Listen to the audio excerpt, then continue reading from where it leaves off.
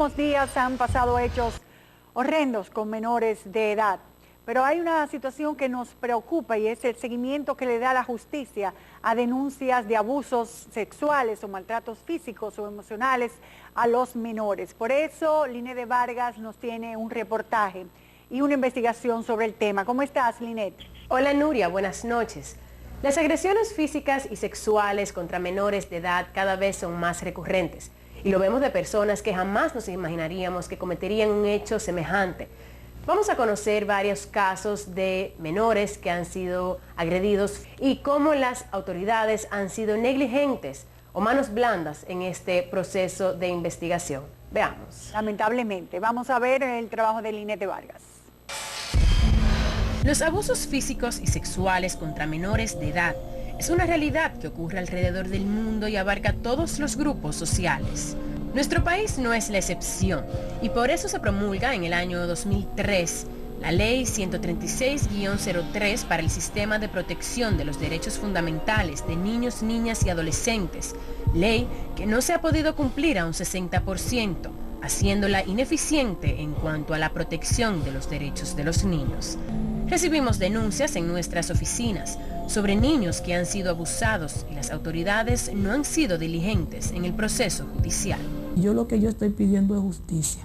Yo no pido nada más allá que no sea justicia.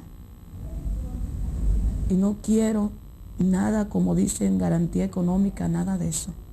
Porque no hay dinero bajo de este cielo y sobre esta tierra que pague el daño que ese hombre me le hizo a mi hijo. Nos cuenta el drama que ha vivido luego de enterarse de que su hijo, de apenas 13 años de edad, era víctima de violación sexual por su entrenador de pelota.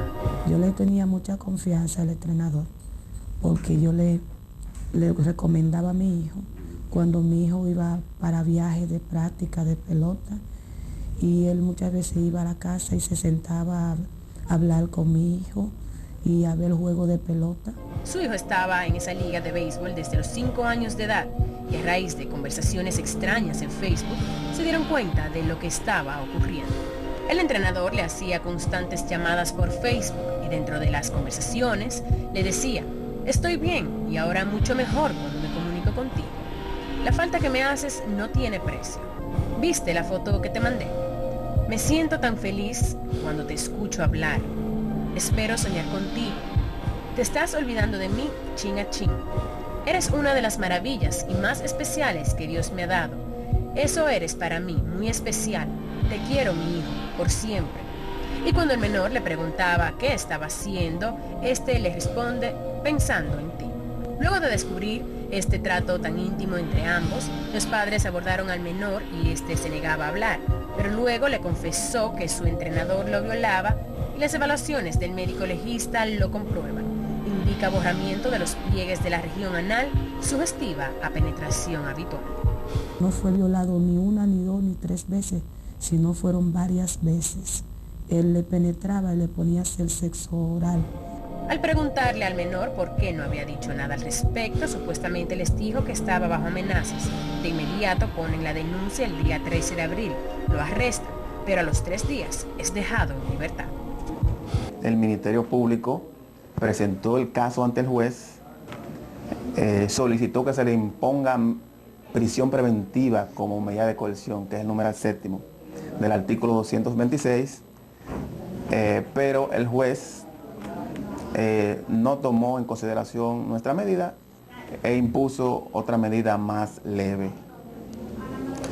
Le impuso como medida de coerción el impedimento de salida del país, la visita periódica y la prestación de una garantía económica de 300.000 pesos. También hay que mandar un mensaje a la sociedad de que un niño que es violado, un niño que es abusado, no es un caso simple, no es un caso banal, no es un caso más.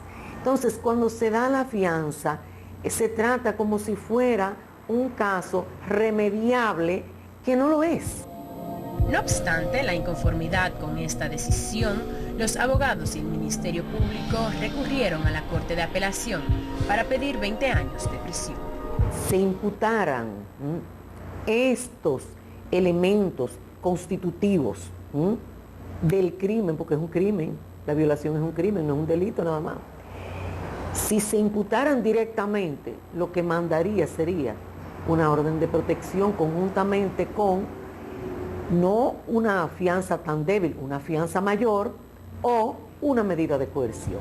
Se trata del señor Rafael Emilio González Castillo, alias Rafaelito, de 45 años de edad, quien desgraciadamente reside en el mismo sector del menor. A diario yo lo veo porque vivimos en el mismo barrio, ¿no? Y los dos somos propietarios. Es difícil para mí ver a ese hombre día tras día, ver su caminar y empezar a imaginarme cómo él le hacía daño a mi hijo. Es muy fuerte para mí.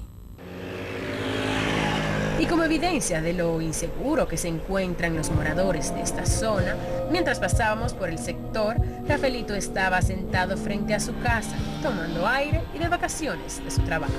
Escena que impacta aún más sabiendo que el menor ya no vive con su madre por su seguridad, mientras que el imputado goza de su libertad.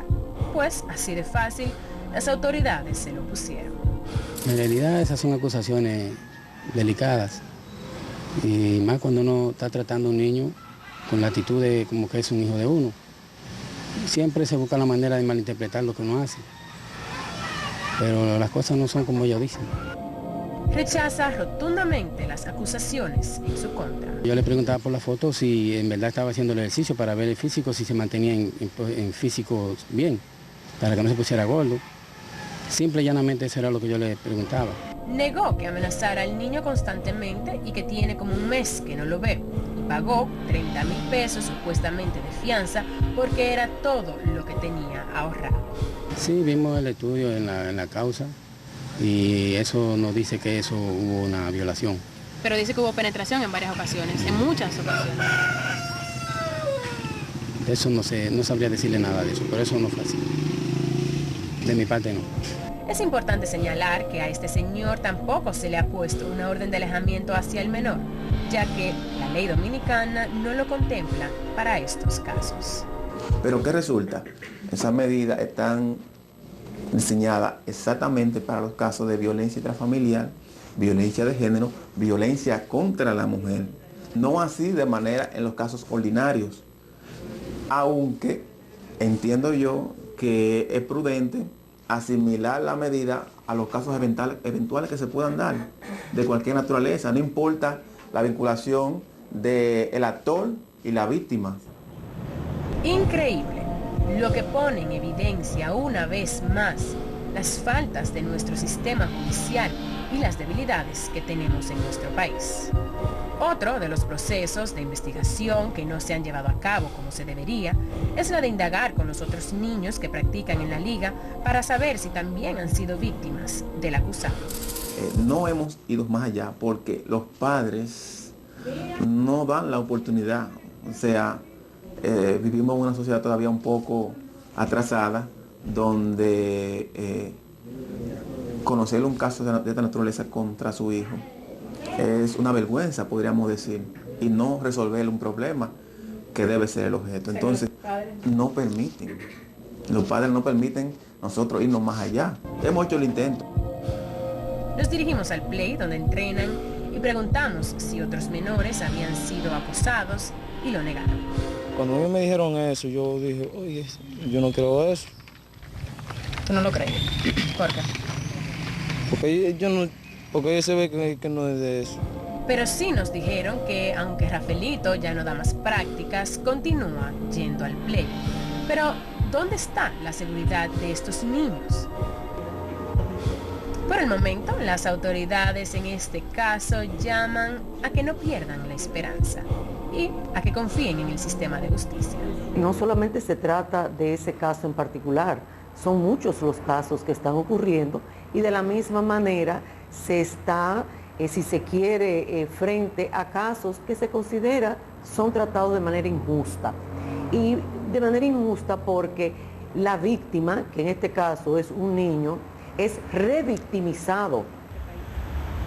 Otro caso que nos ha causado terror es la denuncia de una madre que, a pesar de haber sido víctima de violencia doméstica, asegura que su pareja agredía física y sexualmente a su hijo y que las autoridades han sido negligentes en todo el proceso. Luego de un intento de feminicidio, yo decidí mudarme y él se acercó al lugar donde nos mudamos. Yo, entendiendo que había una reflexión de su parte, le permití entrar de nuevo y ahí fue que él continuó haciéndole más daños al bebé. Pero una tarde del año 2012, la niñera del bebé, de apenas 8 meses en ese entonces, le enseña un pamper ensangrentado que encontró 5 horas después de que el padre lo botara al zafacón, y cuando revisa al niño, se da cuenta de que había sido violado. En sus investigaciones descubre en la cámara fotográfica de su pareja imágenes desastrosas que demuestran que también drogaba al menor, y luego la niñera le confiesa todas las agresiones que le hacía. Ella me confesó cómo él trataba al niño, cómo él lo dejaba caer, le hablaba de mal forma, le presionaba a comer comidas que no eran aptas para su edad, le pegaba piñas en la barriga con el cuerpecito desnudo. Ante todo esto, procedió a demandarlo.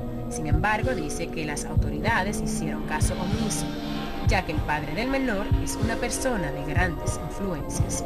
Asegura que los expedientes se han perdido más de 5 veces en la fiscalía y, aún peor, le otorgan al padre unas visitas periódicas al niño. Dice que al principio mandó a su hijo a las visitas con la abuela materna, pero después lo envió con supervisores, pero las cosas no se dieron como se esperaba. Luego que se fueron con las personas que yo había designado para la supervisión, que son personas de servicio, porque el país no ofrece un servicio de trabajadora social para este tipo de acompañamiento, comenzaron a faltar el respeto a la supervisión, a la sentencia, porque no permitían que la supervisora hiciera su trabajo de acompañamiento al niño. El niño mismo me contaba después que su papá era que lo llevaba al baño, que su papá era que le daba la comida. Luego de las visitas asegura que el comportamiento del menor fue deteriorando progresivamente. Llegó agresivo, violento, con falta de concentración y hasta empezó a hacerse pipí en los pantalones. Se recuerda de cosas graves que su papá le hacía y ahora yo entiendo por qué su resistencia el primer día de verlo, que no quería irse.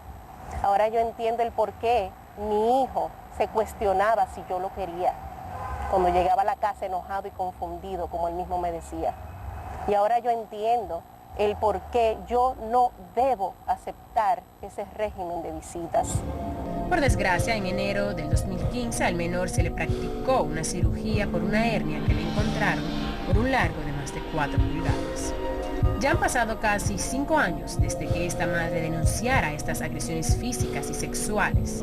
Las autoridades no han hecho nada. Nunca ha sido apresado y ni siquiera se ha investigado.